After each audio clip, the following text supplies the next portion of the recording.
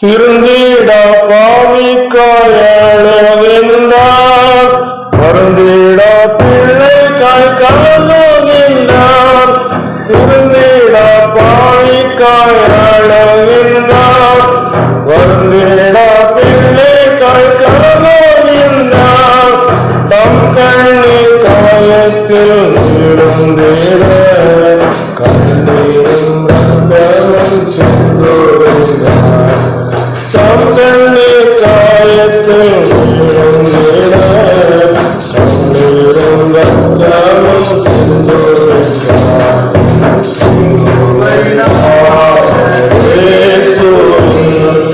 பேரோடி பேசிடும் கண்கள் என்னை நோக்கி பார்க்கின்றன, தம் காயங்களையும் பார்க்கின்றன. என்னை நோக்கி பார்க்கின்றன, தம் காயங்களையும் பார்க்கின்றன. ஆதியாகமம் 3:9 ஒழித்துக் கொண்ட ஆதாமை நீ எங்கே இருக்கிறாய் சொல்லி கேட்ட ஆண்டவர் இன்னைக்கு உங்களை என்னையும் பார்த்து நீ எங்கே இருக்கிறாய் என்று சொல்லி கேட்கிறார். இதே போல வெளிப்படுத்தும் விசேஷம் 6:16 பார்க்க முடிகிறது. பூமியின் கோத்திரத்தில் எல்லாம் எங்களை மறைத்துக் கொள்ளுங்கள் என்று சொல்லப்படுகிற ஒரு வார்த்தை எங்கே துணிக்கிறது. ஒழித்துக் கொண்ட மனிதன் இன்றைக்கும் ஒழித்துக் கொண்டேதான் இருக்கிறான். கடைசியில் நெஞ்சவர்கள் மறைத்துக் கொள்ள என்று சொல்லக்கூடிய ஒரு சூழ்நிலை கடைசி கட்டத்தில் வரும். இதெல்லாம் எதற்காக என்று சொல்லி சிந்தித்து பார்க்கும் பொழுது இந்த திருச்சபையிலே ஆண்டவர் தன்னுடைய சுய ரத்தத்தை செலுத்தி இந்த திருச்சபையை உருவாக்கி வைத்திருக்கிறார். அவர் ரத்தத்தினால் சம்பாதிக்கப்பட்ட ஒரு சபை. இந்த ரத்தத்தினால் சம்பாதிக்கப்பட்ட சபையை நாம் இணைக்கப்பட்டிருக்கிறோம்.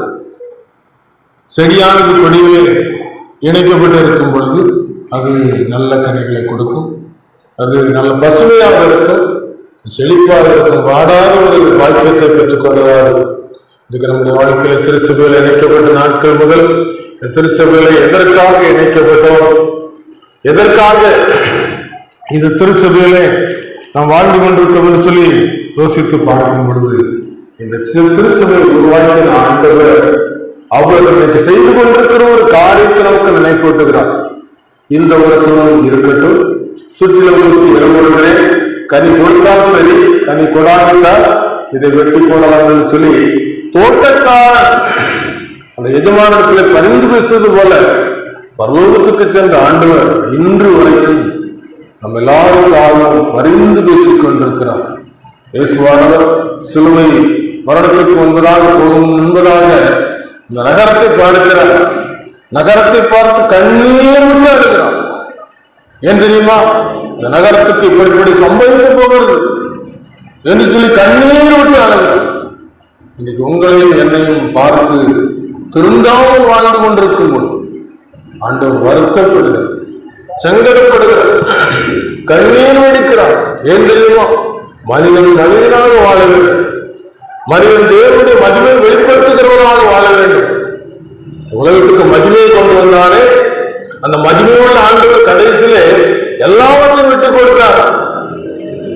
சிலுவைக்கு போகும் என்பதாக ஒரு உலகத்தில் பிதாவின் சமூகத்திலே முதலாவது ஒப்பு கொடுக்கிறார். கெத்செமனே தோட்டத்துக்கு சென்று ஒப்பு கொடுக்கிறார். ஒப்பு கொடுத்து அவர் சொல்லுகிற ஒரு வார்த்தை, அப்பா பிதாவே, இந்த பாத்திரம் என்னை விட்டு நீங்க கொடுத்தால் நீங்கும்படி செய்யும், ஆயிரம் என் சித்தத்தின்படி உங்களுடைய சித்தத்தின்படி என்று சொல்லி ஒப்பு கொடுத்து விட்டார். அவர் ஒப்பு கொடுத்தல் அவரை பிடிக்க முடியுமா? பிடித்து கட்ட முடியுமா? வாரியை அடிக்க முடியுமா? சிலுவையில் அடிக்கப்பட கொண்டு போக முடியுமா? ஒன்று முடியாது. ஒன்றே ஒன்று, உலக மக்கள் எல்லாருடைய பாவத்திற்காகும் இந்த பாவம் நிவர்த்தி செய்வதற்கு ஒரு பரிசுத்த ரத்தம் தேவை.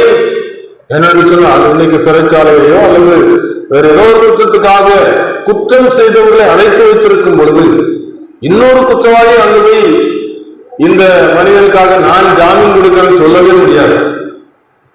ஒரு நல்ல ஒரு மனிதனாக அந்த மனிதனுக்கு கொடுக்க வேண்டிய கிரயத்தை கொடுக்க தகுதி உள்ளவராக இருந்தால்தான் அந்த கிரயத்தை கொடுத்து அந்த நல்ல மனிதனுடைய வார்த்தைக்கு அந்த அனுமதி கிடைக்குமே தவிர ஒரு எந்த சூழ்நிலையும் அனுமதி கிடைக்காது.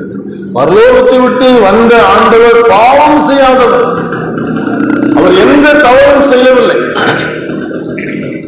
ஆனால் பிதாவாகிய தேவன் உலக மக்கள் எல்லாருடைய தவறுகளுக்காக தண்டனை தான் கொடுத்திருந்தார். பாவத்தின் சம்பளம் மரணம், பாவம் செய்கிற ஆத்மா சாகும், பாவம் தொடர்ந்து பிடிக்கும், பாவம் எலும்போடு வெட்டி கொள்ளும். இப்படி இந்த பாவம் மனுக்குலத்தோடு ஒட்டி கொண்டபடினால பாவத்துக்கு ஒரு காரியத்தை செய்து விட்டார். தண்டனை தான், பாதாளம் தான், நரகம் தான். இதற்கு ஒரு பரிந்து பேசுகிறதுக்கு ஒரு மனிதர் வர வேண்டும் என்று சொன்னால் அவர் பிழையற்றவராக இருக்க வேண்டும், தவறு செய்யாதவராக இருக்க வேண்டும். அது மட்டுமல்ல, எல்லாவற்றுக்கும் மேலாக நாம் மற்றவர்கள் சொல்வதை கேட்பதை விட அந்த பிள்ளைகள் சொல்வதை கேட்போம். நம்முடைய பிள்ளைகள் ஒரு காரியத்தை சொல்றாங்கன்னா, என் பிள்ளை சொல்லிட்டு அதை செய்யணும். ஒரு வீடு கட்டினாங்கப்பா, அல்லது ஒரு வீடு கட்டி கொடுக்கணும், அல்லது ஒரு வேலை வாங்கிட்டாங்கப்பா, வேலை வாங்கி கொடுக்கணும் என்று சொல்லி தகப்பன் தன் பிள்ளைக்கு இறங்குறது போல பரலோகத்தின் தேவன் சொந்த குமாரனை இந்த உலகத்துக்கு அனுப்பினது காரணம், நியாயப்பிரமாணம் செய்யக்கூடாது தாமே செய்யும்படிக்கு பாவ மாம்சத்தின் சாயலாகவும் பாவத்தை போக்கும் பலியாகவும் அனுப்பப்பட்ட ஆண்டவர் இந்த உலகத்திலிருந்து கடைசி வரைக்கும் அவர் எதற்காக அனுப்பப்பட்டது, அந்த அனுப்பப்பட்ட காரியத்தை தெளிவாக செய்து முடித்து விட்டார். பாவத்துக்கு ஒரு பிராயசித்தம் கொடுக்கப்பட வேண்டும், அதை கொடுத்து விட்டார். இன்றைக்கு பாவத்துக்காக பழைய ஏற்பாட்டில் பலி செலுத்தப்படுவது உண்டு. அந்த பலி செலுத்தப்படுவது ரத்தம் பலிபீடத்தில் தெளிக்கப்படும். அப்ப அந்த பாவத்துக்கு அந்த பலி செலுத்தப்படுவது பாவம் நிவர்த்தி ஆகும். ஒரே மனிதனுடைய கீழ்ப்படியானதுனாலே எல்லாரும் பாவிகளாக்கப்பட்டது போல ஒரே மனுஷனுடைய கீழ்ப்படியலினாலே எல்லாரும் நீதிமான்களாக்கப்படுகிறது, பரிசுத்தமான்களாக்கப்படுகிறது. அவருடைய சித்தத்தினாலே இந்த பரிசுத்தம் நமக்கு கிடைக்கிறது. நம்முடைய ரத்தத்தினாலே நமக்கு இந்த பரிசுத்தம் கிடைக்கிறது. இன்றைக்கு இந்த உலகத்திலே இந்த பரிசுத்தம் சிந்தி 2000 ஆண்டுகளுக்கு மேலாகிவிட்டது. இந்த ரத்தத்தை குறித்து கணக்கில் கேட்பதற்காக பரிசுத்த தேவதூதனோடு கூட வல்லமையோடு கூட மகிமையோடு கூட வானத்திலிருந்து இறங்கி வர போகிறார். ஒரு எக்காலம் தொனிக்கும் போது, அந்த எக்கால சத்தம் தொனிக்கும் பொழுது மத்திய ஆலயத்தில் வல்லமையோடு கூட வருவார் என்று சொல்லப்படுகிறது. சீக்கிரம் வருவாரே மன்னவரேசுவே, மகிமையிலே பார்க்க போகிறோம். சீக்கிரம் வருவாரே மன்னவரேசுவே, மகிமையிலே பார்க்க போகிறோம். மின்னல் போல் பிரகாசிக்குமே, இறங்கிலிருந்து மேற்கு வாரே. மின்னல் போல் பிரகாசிக்குமே, கிழக்கிலிருந்து மேற்கு வாரே. ஆறு துணியோடு வல்லமையாய் வந்து ஆறு துணியோடு வல்லமையாய் வந்து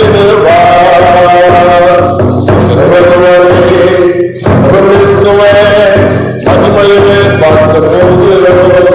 மகிமையிலே வரும்போது இந்த ரத்தத்துக்கு கணக்கு கேட்க போகிறான். இந்த பூமியில ஒரு ரத்தம் சின்னப்பட்டு சொன்னால் அதுக்கு கணக்கு கண்டிப்பா கொடுத்தாகும். ஏன், என்ன நடந்துச்சு, எப்படி நடந்துச்சு, இதுக்கு காரணம் என்ன? 2000 ஆண்டுகளுக்கு முன்பாக ஒரு ரத்தம் சிந்தப்பட்டிருக்கிறது. அவருக்கு விரும்பப்படத்தக்க ரூபம் இல்லை, ஒரு எண்ணாமல் போனது சொல்லப்பட்டிருக்கிறது. ஏன், நம்ம எல்லாரும் அவனவன் தன் வழியை திறந்து நம்ம எல்லாரும் நம்முடைய இஷ்டப்படி ஓடி விட்டோம். கர்த்தரோ நம்ம எல்லாருடைய அக்கிரமத்தை அவர் மேல் சுமத்தினார். நமக்கு மீட்பை கொடுக்க முடியாது. இந்த உலகத்துக்கு புறப்பட்டுள்ள இயேசு அவர் பிறக்கும் பொழுது மிகப்பெரிய ஆச்சரியம், வெளிச்சம், பிரகாசம். இந்த பிரகாசத்தை பார்த்து வந்த வேறு மேற்பர்கள் பயந்தார். பயப்படாதீர்கள், நல்ல செய்தி, எல்லாருக்கும் மிகுந்த சந்தோஷத்தை உண்டாக்கும் நற்செய்தி. என்ன செய்தி? உங்க பாவத்துக்கு ஒரு விடுதலை கொடுக்கக்கூடிய செய்தி. அந்த இயேசு எல்லா மனிதரையும் விடுதலை இருக்கிறவரா என்றைக்கும் விடுதலை ஆக்கி கொண்டா இருக்கு. யாரெல்லாம் அவரை போய் ஆண்டவரே என் நிலைமைதான் இருக்கிறவனமாக நினைச்சோம் அவர்கிட்ட போயிருக்கும். நான் பாவி, என்று சொல்லி நம்ம என்ன சொல்ல பறங்க கூடாது, பின்வாங்க கூடாது. என்கிட்ட இருந்தாலும் இருக்கிறாங்க, என் ஜீவன் எப்படிதான் அப்படின்னு சொல்லி போகும்போது அவர் என்ன செய்கிறார், நமக்கு அந்த பக்குவத்தை கற்றுக் கொடுக்கிறார்கள். ஒரு சில வசனங்களை மாத்திரம் உங்களுக்கு நினைப்பூட்டுகிறேன். 2 பேர் 3ஆம் அதிகாரம் 16ஆம் வசனம் கூட சொல்லுகிறது, ஆகையால் பிரியமானவர்களே, இவைகள் வர காத்திருக்கும் நீங்கள் கரையற்றவர்களும் பிழையற்றவர்களுமாய் சமாதானத்தோட ஒரு சன்னதியில் காணப்படும்படி ஜாக்கிரதையாயிருங்கள். அவருடைய இரத்தத்தை குறித்து கணக்கு கேட்கிற உலகத்துல இயேசு பிரதானத்தோடு எக்கால சத்தத்தோடு வல்லமையோடு கூட வரும்போது, இந்த கணக்கு கேட்கப்படும் போது இந்த இரத்தத்தோடு பலன் என்ன, ஒவ்வொரு மனிதனும் பாவத்திலிருந்து விடுதலையாகிவிடலாம். யாரெல்லாம் விசுவாசிக்கிறாங்களோ ஏற்றுக்கொள்றாங்களோ அவங்க பாவத்திலிருந்து விடுதலையாகிடலாம், பாவம் மன்னிப்பு கிடைச்சிடும். அப்படி இல்லாம அவங்க காணப்படும் போது அந்த கணக்கு கேட்கிற நாள்ல நினைச்சுவாங்க குற்றவாளியாக நினைப்பாங்க. அவங்க மன்னிப்பு கேட்டா கிடைச்சிடும். ஒரே மனிதனுடைய கீழ்ப்பொழுதுனால எல்லாரும் நீதிமான்களாக்கப்படுகிறோம், எல்லாரும் ரட்சிக்கப்படுகிறோம். நமக்கு ஜாமீன் இயேசு கொடுத்திருக்கிறார். ஒவ்வொரு மனிதனுக்கும் பாவ நிவர்த்தி செய்கிற அந்த கிருபாதார வழியாக தம்முடைய ரத்தத்தை சிந்தி விட்டார். இந்த மறுக்குலத்துக்கு வேறு எந்த வழியாகவும் கிடையாது. இயேசுவின் ரத்தத்தினால வானத்தின் கீழே மனுஷனுக்குள்ளே இயேசுவின் நாமமே இல்லாமல் வேறு நாம கட்டளையிடப்படவில்லை. அந்த நாமத்துக்காக அவங்க என்ன செஞ்சாங்க, அவமானப்படுறதையும் சகித்து கொண்டாங்க. ஆகிய அப்போஸ்தலர் காலத்துல நீங்க அந்த நாமத்தை பத்தி பேசக்கூடாது, இந்த கதை இருக்காங்க, இயேசுங்கிற நாமத்தை நினைச்சக்கூடாது, சொல்லக்கூடாது.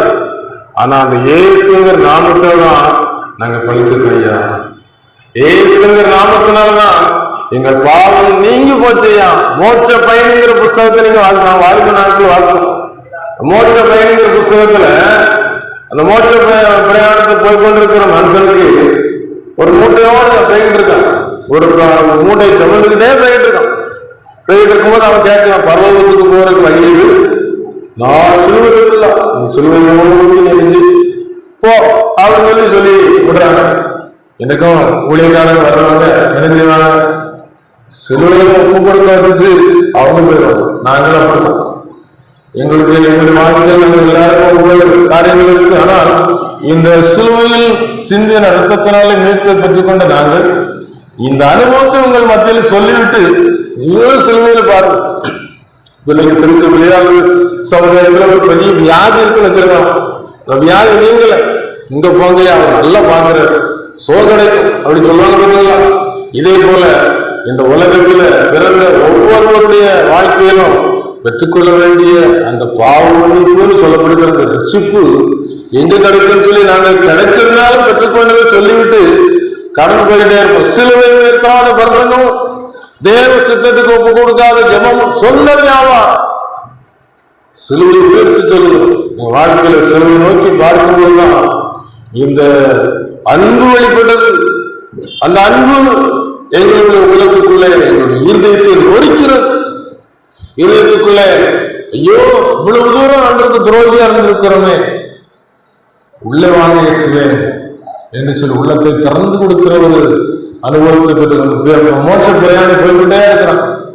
எடுத்தாலும் வரதான் கேட்கிறேன், எங்கப்பா போறேன்? மோட்சத்துக்கு போறேன்.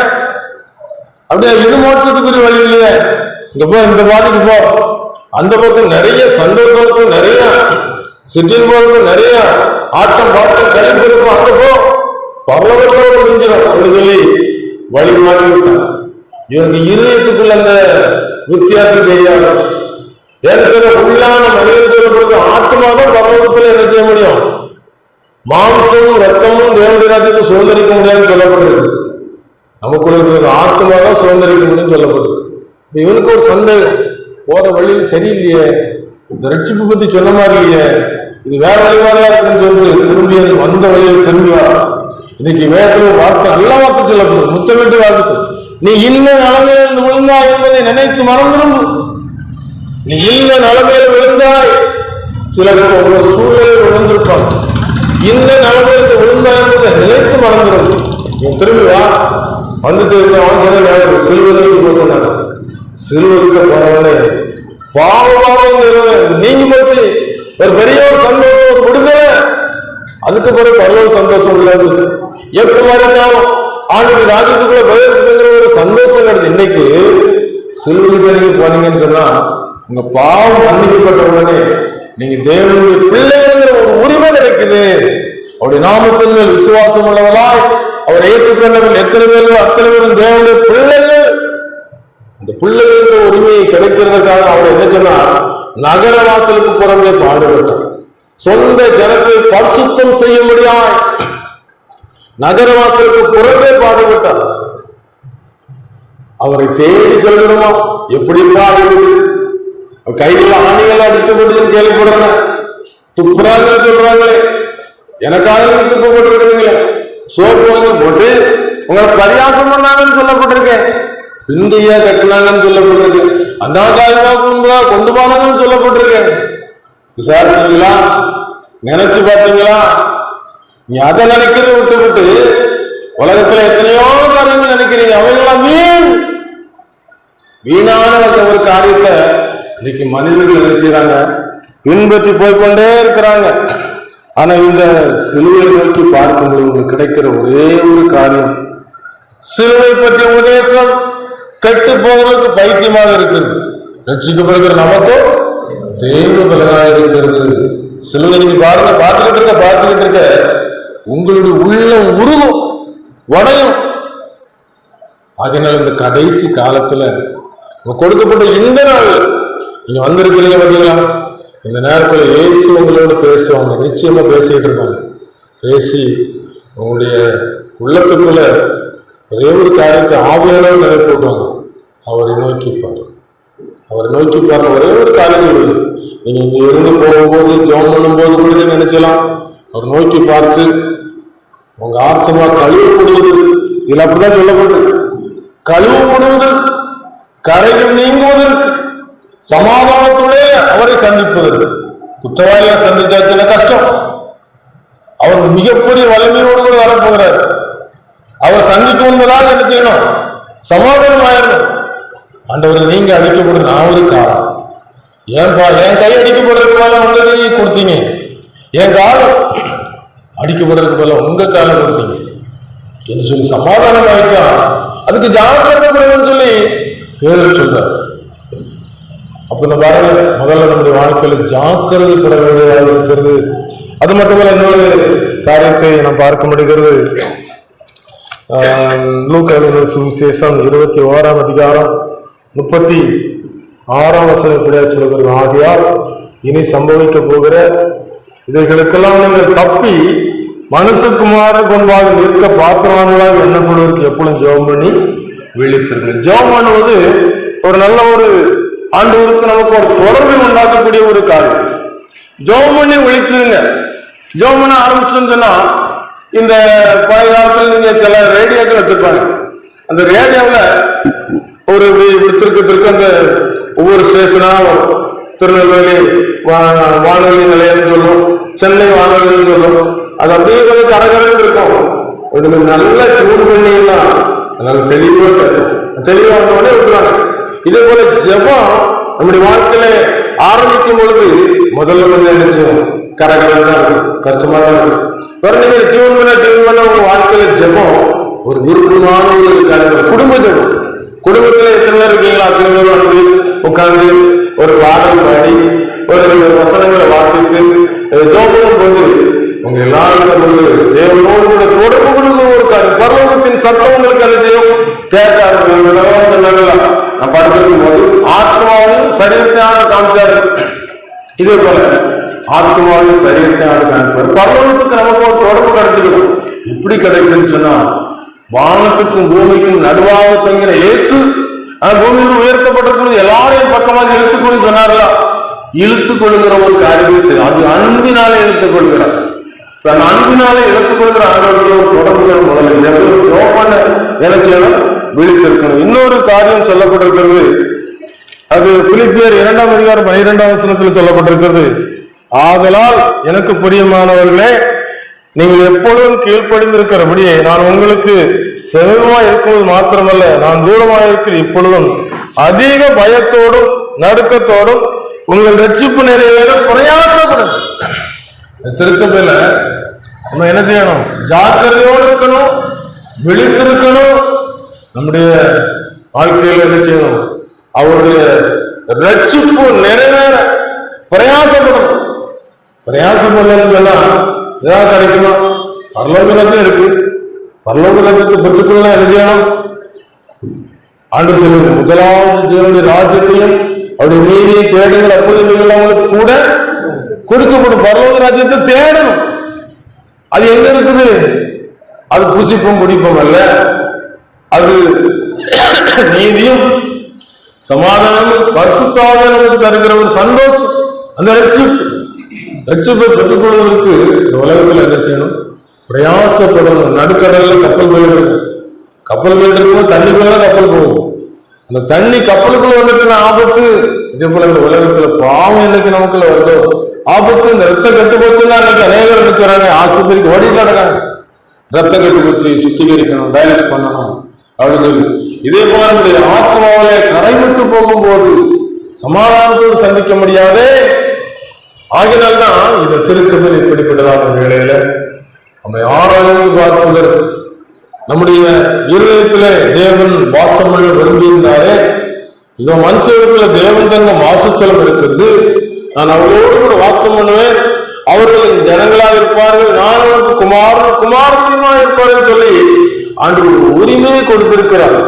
அந்த உரிமைக்குள்ளே நாம் இதுவரைக்கும் வரவில்லை என்று சொன்னால் ஜாக்கிரதைப்பட வேண்டும், விழித்திருந்து ஜபிக்க வேண்டும். நம்முடைய ரட்சிப்பு நிறைவேற பிரயாசப்பட வேண்டும். பிரயாசப்பட நினைப்போம். பஸ்ல சீட்டு நிறைய ஆட்கள் வெளியே இருக்காங்க, ஒரு சீட்டு கிடைக்கணும் போட்டாதான் கிடைக்கும். காலையிலே எழுதி ஆண்டவரே எனக்கு இந்த உலகத்துல நல்ல வீடு இருந்திருக்கிறீங்க, நல்ல எல்லா வாய்ப்புகளும் தந்திருக்கிறீங்க, பரலோகத்துல எனக்கு ஒரு இடம் வேணையா, பாவம் மன்னிப்பின் நிச்சயத்தை பெற்றுக்கொள்ள வேண்டும், பரலோகத்தில் ஓரிடம் நீ பெற வேண்டும், பாவம் மன்னிப்பின் நிச்சயத்தை பெற்றுக்கொள்ள வேண்டும், பரலோகத்தில் ஓரிடம் நீ பெற வேண்டும். இயேசு தருகிறார் என்று தருகிறார், இயேசு தருகிறார் என்று தருகிறார்.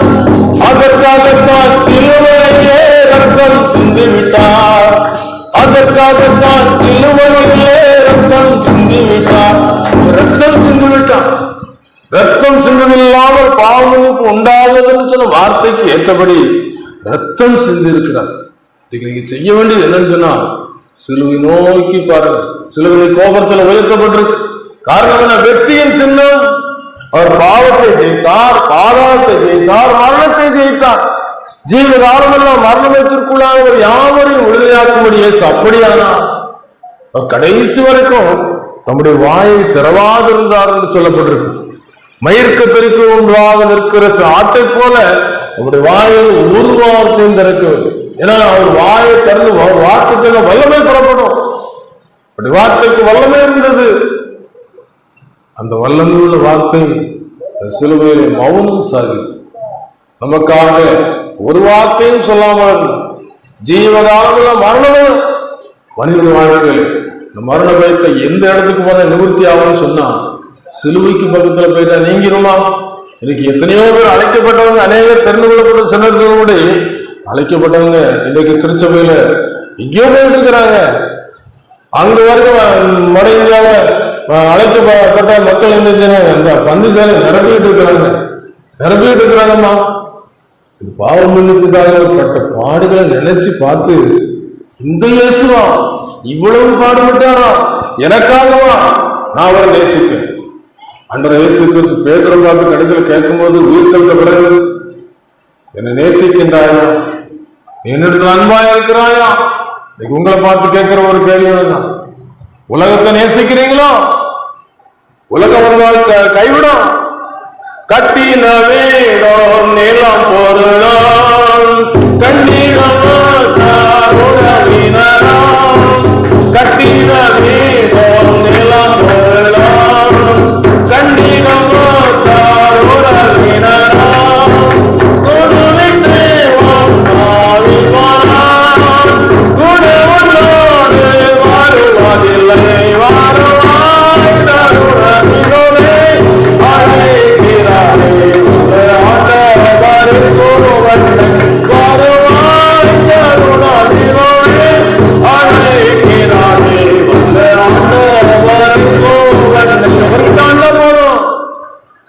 சந்தோஷம்.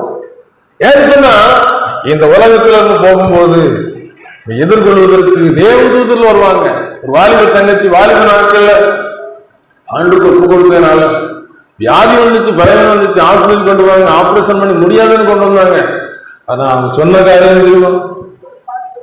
நான் ஆண்டவருக்குள்ள தைரியமா இருக்கிறேன், பயம் என் கால் மக்களையும் தலை மக்களையும் தேவதூதர்கள் வந்தாங்க. ஏன்னு சொன்னா பரிசுத்தம். இந்த திருச்சபையில எத்தனையோ மனிதர்கள் இருக்கிறாங்க, நல்ல காணிக்கை கொடுக்குறாங்க, சங்கமனம் கொடுக்குறாங்க, எல்லா பொறுப்புகளையும் நல்லா செயல்படுறாங்க. சில சோர்வுகள் சில நேரத்தில் வந்துருது. ஆனா இந்த திருச்சபையில் வாழ்ந்த ஒரு மனுஷன் திடீர்னு அவன் இந்த உலகத்தை விட்டு போயிடும். போன பிறகு நரகத்தில் வேதனைப்படுற மனுஷன் என்ன செய்யறாங்கன்னா பரலோகத்தை பத்தி திருச்சபையில் நிறைய பரிசமா இருந்து தரிசனம் பண்ணாங்களே, நானும் பரலோகத்தை போனேன்னு கோயில் போனேன் அப்படின்னு சொல்லிட்டு நரகத்துல வேதனை ஆண்டு சொல்லியிருக்கிறாரு. புலி சாகாமல் அக்னி அழியாமல் இருக்குன்னு சொல்லியிருக்கிறார். பரலோகத்தை பத்தி சொல்லியிருக்காரு. பரலோகத்தில் புதுப்பாடு பாடுவாங்க. அன்பனும் ஊற்றில் பொங்கும் அதிசய இயேசுநாமம் அளவில்லா இன்பம் அகிலம் படைத்தவரை அன்புள்ள ஆண்டவரை அனுதினம் அண்டி கொள்கின்றேன். ஆறுதல் தருபவரை ஆசீர்வாதிப்பவரை ஆவலை பின்தொடரவே ஆதாமின் தாயில் நீக்கி கிறிஸ்துவின் வாயிலிருந்து ஆராதித்து மகிழ்வேன். சமீபத்தில் ஆண்டவருக்கு கொடுத்த பாடம் அன்புன்னு வீட்டுல பொங்கி வருது.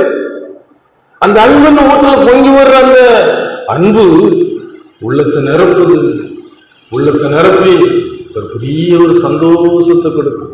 பரலோகத்தின் தூதரோடு கூட நமக்கு ஒரு ஐக்கியம் கிடைக்கிறது. இந்த வாலிபர் நினைச்சுட்டான் பாதாளத்துல கிடைக்கிறான், வேதனைப்படுறான். இயேசுவே எனக்கு பரலோகம் வேணும், அங்கிருந்து கத்துறான். கேட்கமா? அவனுக்கு ஒரு கேட்கறதுக்கு வாய்ப்பு கிடையாது. இயேசு இல்லாத இடமே கிடையாது, தெய்வம் இல்லாத இடம். நாம் அவருக்குள் அசைகிறோம், அவருக்குள்ளே உலாவுகிறோம். பூமியில் மக்கள் இந்த இயேசுவானவரை தடவியாவது கண்டுபிடிக்கும்படியாக அவர் என்ன செய்கிறார்? அவர் வெளிப்பட்டுக் கொண்டே இருக்கிறார். ஒவ்வொருவருக்கும் வெளிப்பட்டுக் கொண்டிருக்கிறார். ஒவ்வொரு சூழ்நிலைகளில் வெளிப்படுத்திக் கொண்டிருக்கிறார். ஒவ்வொரு ஆபத்தில் தப்புவித்து வெளிப்படுத்திக் கொண்டிருக்கிறார். வெளிப்படுற ஆட்களே கிடையாது. அப்ப சத்தம் போட்டவனே அப்ப இந்த பரலோகத்தின் தேவனுக்கு ஒரு இறக்கம் வந்துச்சு. அவன் கர்த்தர் இறக்கவும் மனதிற்கவும் மிகுந்த கிருபை உள்ளவர் சொல்லப்பட்டிருக்கு. சரி கூப்பிடுவாங்க பரலோகத்துக்கு அப்படின்னு சொல்லி பரலோகத்துக்கு அந்த பரலோகத்தில் போய் இருக்கிறான். பார்க்கிற பிரகாசமா இருக்கு, வெளிச்சமா இருக்கு, சந்தோஷமா இருக்கு, எல்லாரும் அழகா இருக்கிறாங்க, வெண்மையா இருக்கிறாங்க. சுத்திகரிக்கும் பரலோகத்தின் தேவன் மகிமை உள்ளவரா இருக்கு, மாட்சிமை உள்ளவரா இருக்கு. சந்தோஷத்தை பார்த்து கிடையப்பா பாதத்துல குளிர் போல குளிச்சேன். இந்த இடத்துல சந்தோஷமா இருக்குன்னு சொல்லி சந்தோஷத்தை பார்த்தவொடனே சரி இங்கே இருந்ததுங்க கடவுளுக்கு வாய்ப்பு கொடுத்து வந்து சந்தோஷப்படாம். சந்தோஷப்பட்டு எல்லாரும் பார்த்து சந்தோஷப்பட்டாரு. தன்னை பார்க்கலாம் அழுக்கோடு கரையோடு காணப்படுறோம். பார்க்குற எங்கேயாவது ஒளிஞ்சிக்கலாமா? கல்யாணத்துக்கு போறோம், திடீர்னு போற வழியில ஒரு மழை தண்ணியில சாக்கடையா கிடக்கிறது, பஸ்கார அடிச்சு விட்டு போயிடணும். கரையாதுன்னா ட்ரெஸ் கரையாதுன்னா என்ன செய்வோம்? கொஞ்சம் நம்மளால கொஞ்சம் தண்ணி தொடரும். இருந்தாலும் கரையாச்சாது போவோம், திருப்பி வாஷ் பண்ணதும் போவோம். அப்போ போகும்போது கல்யாணத்தை எல்லாரும் பட்டுச்சு, எல்லாம் பார்த்து ஜம்முன்னு வந்துருக்கும்போது நம்ம என்ன செய்வோம்? இன்னைக்கு இருக்கிற சூழ்நிலைக்கு நம்ம நினைச்ச முடியாது, முன்னாள் இருக்க முடியாதுன்னு சொல்லி கொஞ்சம் ஒதுங்கி இருப்பாங்க. அதே மாதிரி பரலோகத்தில் எங்கேயாவது ஒதுங்குறதுக்கு இடம் இருக்கான்னு பார்க்கறதுக்கு கூட வாய்ப்பே. எல்லாரும் சுத்தம் தான், ஒரு பர்சன்ட் கூட அழுக்கு கிடையாது. எங்கும் பரிசுத்தம். நான் பரிசுத்தர் பரிசுத்தர் பரிசுத்தர்னு சொல்லியிருக்கனால எல்லாமே பரிசுத்தம் தான். பார்க்கிறான், அங்க இருக்க முடியல. இன்னைக்கு பாருங்க, நம்ம அந்த திருச்சபையில் வாழ்ந்துட்டு இருக்கிறோமே, பரிசுத்தமாகிறோம் பரிசுத்தமாகட்டும், நீதி செய்கிறோம் நீதி செய்யட்டும், அசுத்தமாயிருக்கும் இன்னும் அசுத்தமாகும், அவனவனுடைய கிரிகளின்படி அவனவனுக்கு ஆணைக்கும் பலன் என்று சொல்லி பேசி சொன்ன வார்த்தை நினைப்பு வருதான். பரிசுத்தமாக பரிசுத்தம் தான் பார்க்கணும். நான் இன்னும் பரிசுத்தமாகணும், இன்னும் நீதி செய்யணும், இன்னும் ஆண்டோட்டு நெருங்கி சேரணும். தேவனே நான்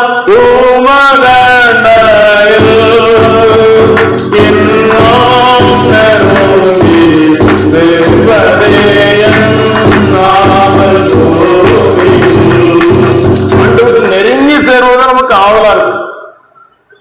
யாருக்கிட்ட நெருங்கி சேர்றோம் யோசிச்சு பார்ப்போம். எத்தனையோ நண்பர்கள் இருப்பாங்க, கடைசியில கைவிட்டுருவாங்க. நண்பர்கள் நிறைய பேர் சேரலாம்.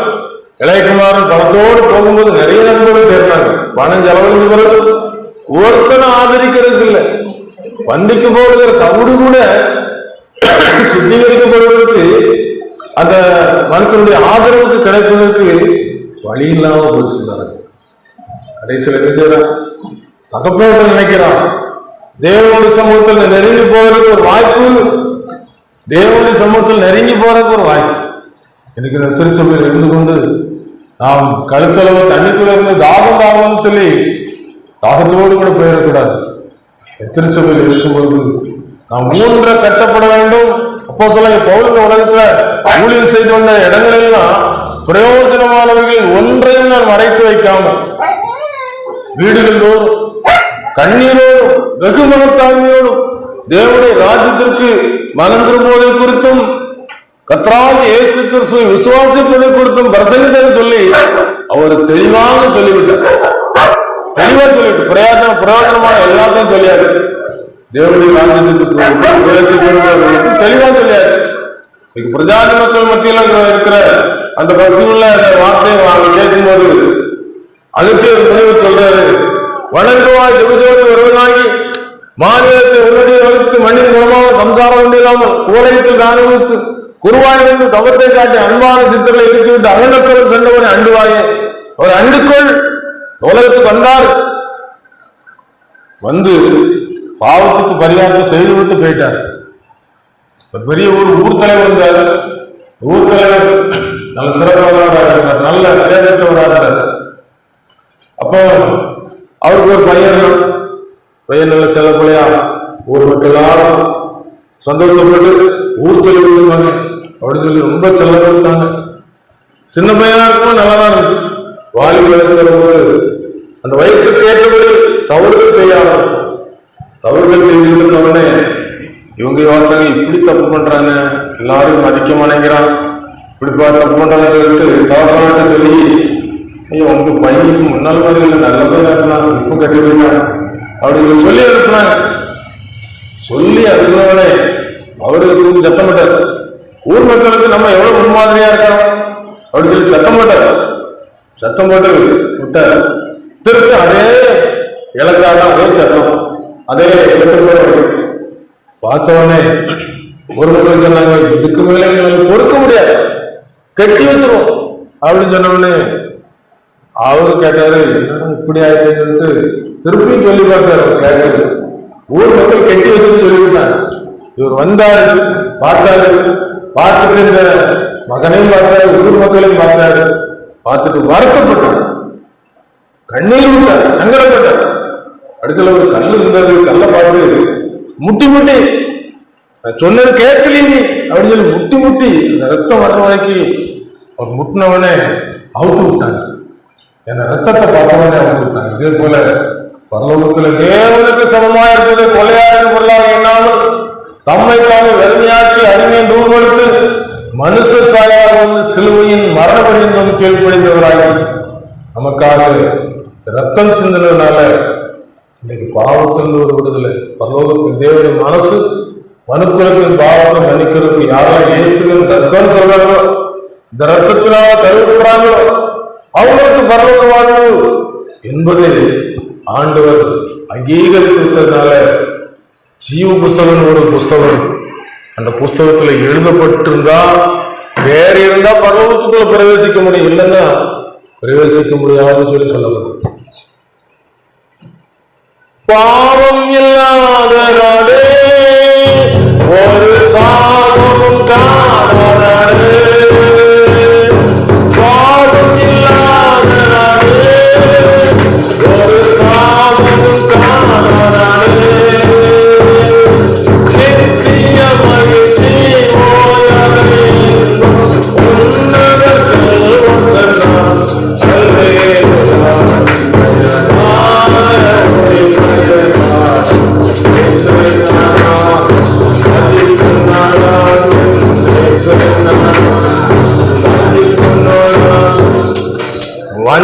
நாட்டுக்கு போறதுக்கு, அந்த அதிசயமான நாட்டுக்கு போறதுக்கு இந்த பூமியில ஒரு வாய்ப்பு. இன்னைக்கு நிறைய பேர் நினைச்சுவாங்க, ஏறிடுங்க போலாம், நல்ல ஒரு சுற்றுப்பயணம் போலாம். பெரிய கப்பல் புறப்பட்டு, கப்பல் புறப்பட்டு நிறைய கோடீஸ்வரர்கள் ஏறாங்க, உல்லாசமா போலாம். இந்த கப்பல் எந்த இருக்கும், அது எந்த ஆபத்தும் வராது. எல்லாரும் ஏறாங்க, பிரயாணம் போறாங்க. போயிட்டு இருக்கும்போது அங்க ஒரு பெரிய ஒரு பனிப்பாறை, இந்த பனிப்பாறை நோக்கி போறீங்களே, பனிப்பாறை மட்டும் கப்பல் சுக்குன்னு அங்க மாலுமிக்கு தகவல் வருது, மாலுமி கவனிக்குது. நம்ம கொடுக்கப்படுகிற காலங்கள்ல நமக்கு வருகிற நல்ல வார்த்தைகள், நம்ம தப்பிக்கிறதுக்கு நல்ல வார்த்தைகள், இந்த நல்ல வார்த்தைகளை கேட்காம இருக்கும்போது ஒரு பேராபத்துக்குள்ள என்ன செய்யறோம், தள்ளப்படுகிறோம். இன்னைக்கு ஆட்டுகளை விற்கிறவங்க கையில ஒரு கொலை வச்சிருப்பாங்க. கொலை வச்சு அந்த கொலையை பார்க்கணும்னு ஆரம்பிச்சு நாளும் இதே போல அந்த கப்பலை பார்த்தோம்னா எல்லாரும் யாரு போனாங்க. அந்த தகவல் அவங்க அறியாதனால கப்பல் மோதிச்சு தண்ணி உள்ள ஆரம்பிச்சுட்டு ஆபத்தின் விபரீதமாச்சுன்னு சொல்லி எல்லாரும் செஞ்சாங்க, பதறி போனாங்க.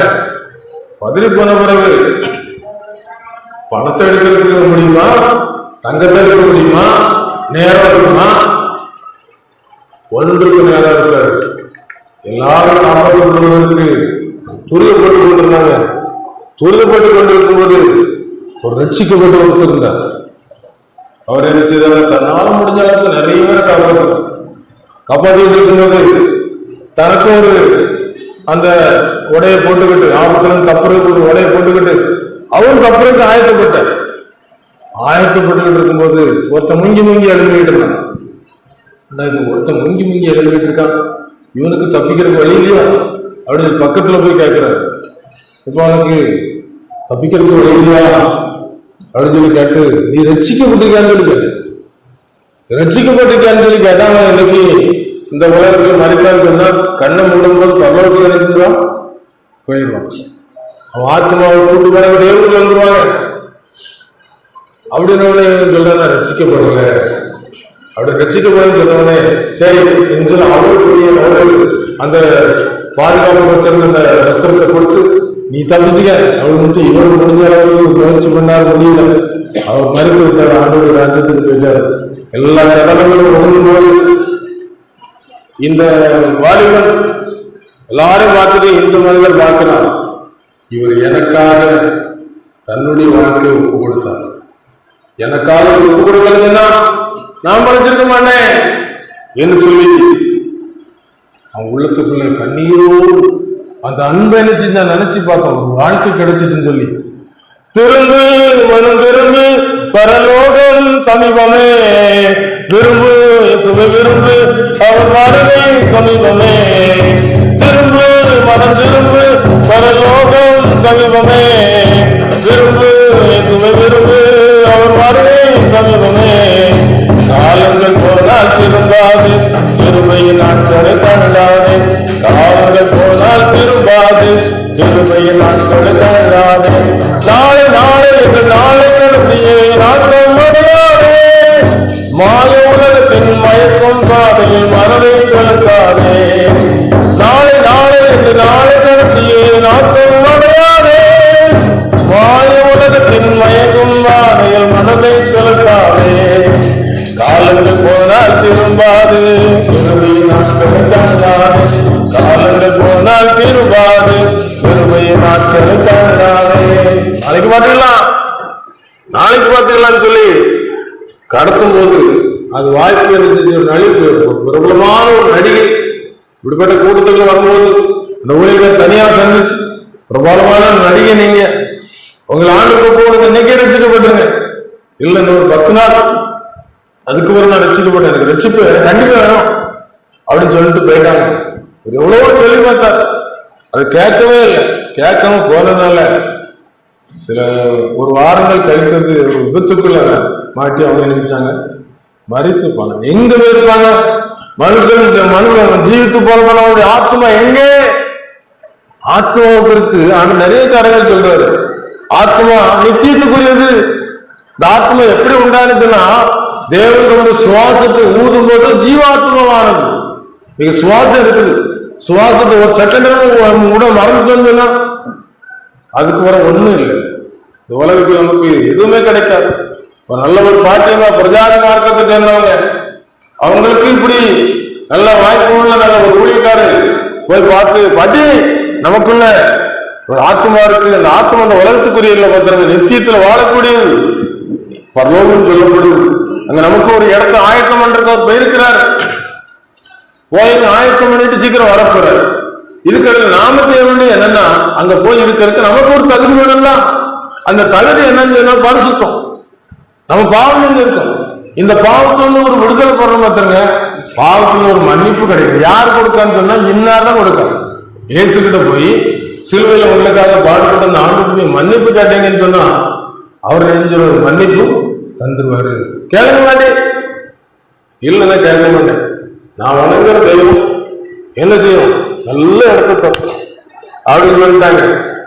இவங்க சொல்லிட்டு காலங்கள் உருண்டு ஓடிட்டு இன்னைக்கு உலகத்துல பாருங்க, மரண நதி வேகமாய் நம் அருவை ஓடுதே, ஐயோ மானிடர்கள் யாவரையும் கொள்ளுதே. மரண நதி வேகமாய் நம் அருவை ஓடுதே, ஐயோ மானிடர்கள் யாவரையும் கொள்ளுதே. மாட மாளிகை கூட போட்டுனே, மாட மாளிகை கூட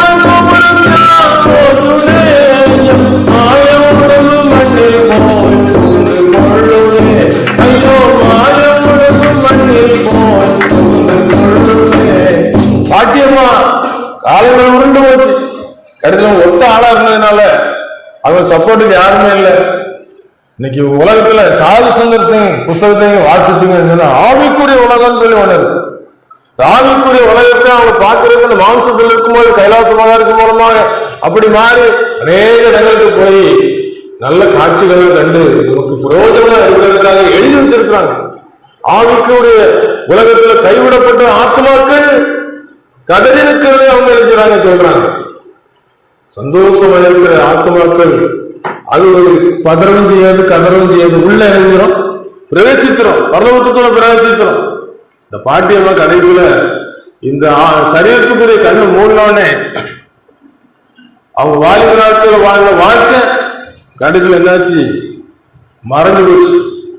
ஐயோ யாரெல்லாம் வந்திருக்கிறாங்களே, கைதெல்லாம் வந்து கெட்டி கொண்டு போக வந்திருக்கும், நான் யாருக்கு என்ன அநியாயம் செய்தேன் அப்படின்னு சொல்லி பதற ஆரம்பிச்சிட்டாங்க. பாருங்க, இன்னைக்கு உலகத்துல பதறுவதற்கு ஒரு காலம் இருக்குது. ஆனா சிலுவையில் நம்முடைய பாவத்துக்காக பாடுபட்ட ஆண்டவர்கிட்ட நம்ம போயிருக்கோம்னு சொன்னா நமக்கு ஒரு வழிபிறக்க போகும். மேகங்கள் நடுவே வாழை பிறக்கும், பூதங்கள் பூதங்கள் நடந்து வரும், பூதங்கள் பூதங்கள்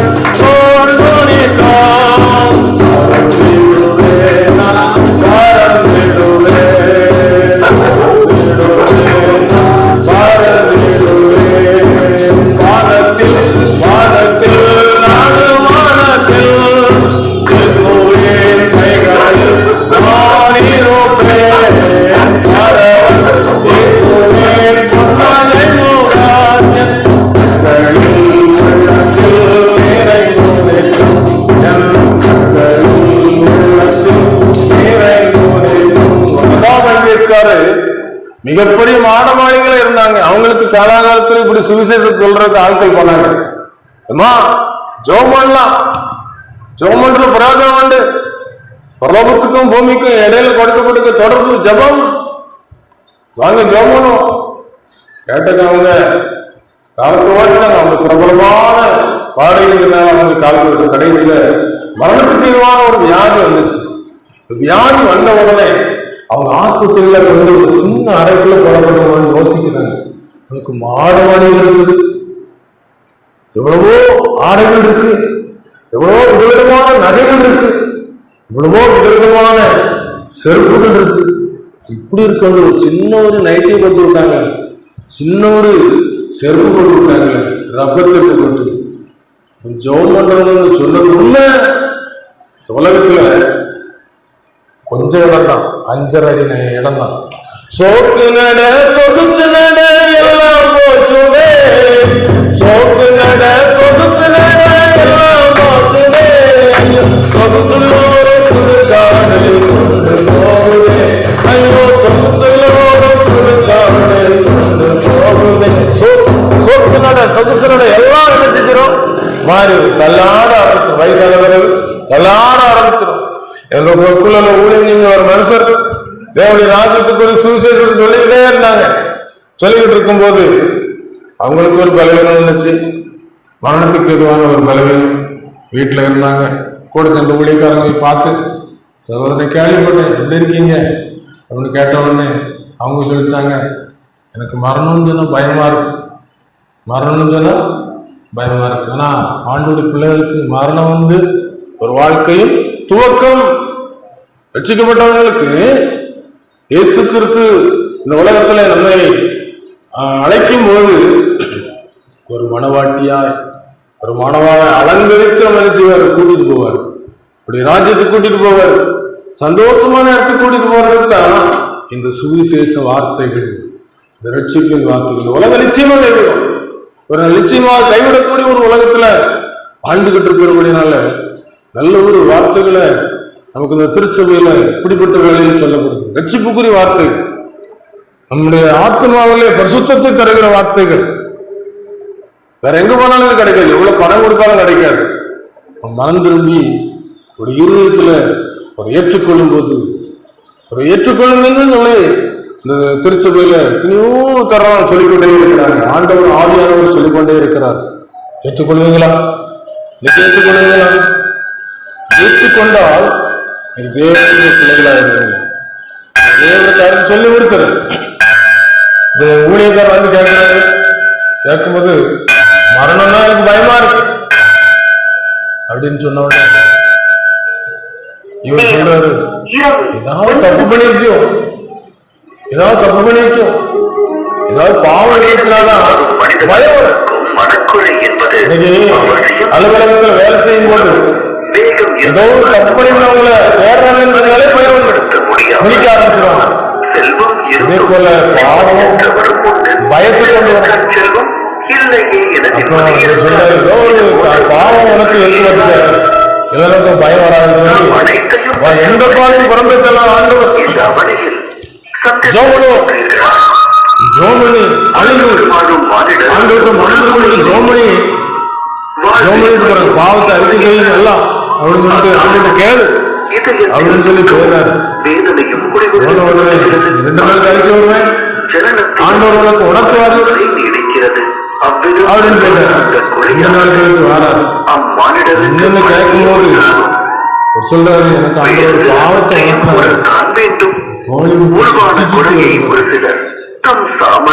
உணர்த்தினாரு.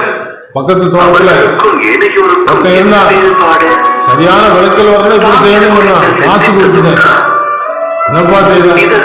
என்ன விளக்கு ஏழை தேவன் உண்டாயிருக்க வேண்டாம் ஆண்டு சொல்லி இருக்கிறாரு. அவரை மட்டும்தான் நம்ம என்ன செய்யணும், பற்றிக்கொள்ளணும். குமாரன் தோட்டம் இல்லாமலும் நீங்கள் வழிகளை அழியாமலும் இருக்கும்போது அவரை முத்தம் செய்யுங்கள், அவரை அண்டிக் கொள்கிற பாக்கியவான்கள் என்று சொல்லப்படுகிறது. பாருங்க, திரும்பவும் ஜோம் பண்றாங்க, பாவத்தை அறிக்கை செய்யும். திருப்பி 2 நாள் கழிச்சு வாரம் சொல்லிட்டு இருந்தாரு. போயிட்டாரு. போயிட்டு வந்து கேட்க, இப்ப எப்படி பாருங்க, இப்ப சந்தோஷமா இருக்கேப்பா, பட்டணம் தெரியுதுப்பா, மாட்சி மிகும் மோட்ச நகர் மகிமய சொல்வேன், மாட்சி மிகும் மோட்ச நகர் மகிமய சொல்வேன், அந்த மங்கலம் பேர் மாளிகை அந்த மங்கலம் பேர் மாளிகை பட்டணத்து வீதியெல்லாம்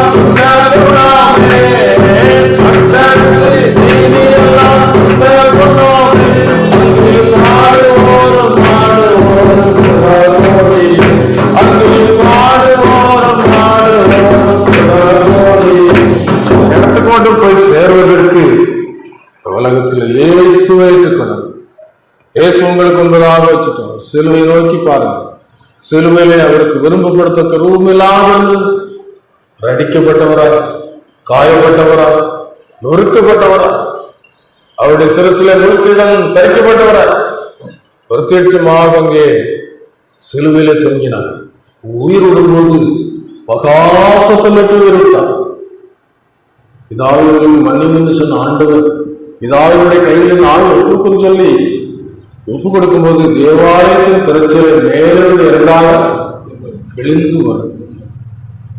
புதிதும் ஜீவனமான வார்த்தை நம்மை புதிதாக்குவதற்காக இந்த மாம்ச சரீரம் விழுந்து வரும்போது ஒரு ஆவிக்குரிய பிரகாரமாக நம்மை தேவதூதலை போல மாற்றி உன்னதத்திலே உட்கார வைப்பதற்காக இந்த சத்தம் அன்புக்குரியவர்களை ஒப்பு கொடுப்போமா? ஆண்டவரை இயேசு கிறிஸ்துவை நேசித்திருக்கிறார். உங்களை பார்த்து கேட்கிற ஒரே ஒரு காரியம், என்னை நேசிக்கின்றார். நம்ம நேசிப்போம் என்று சொல்லுவோம். என்னை நேசிக்கின்றாயா?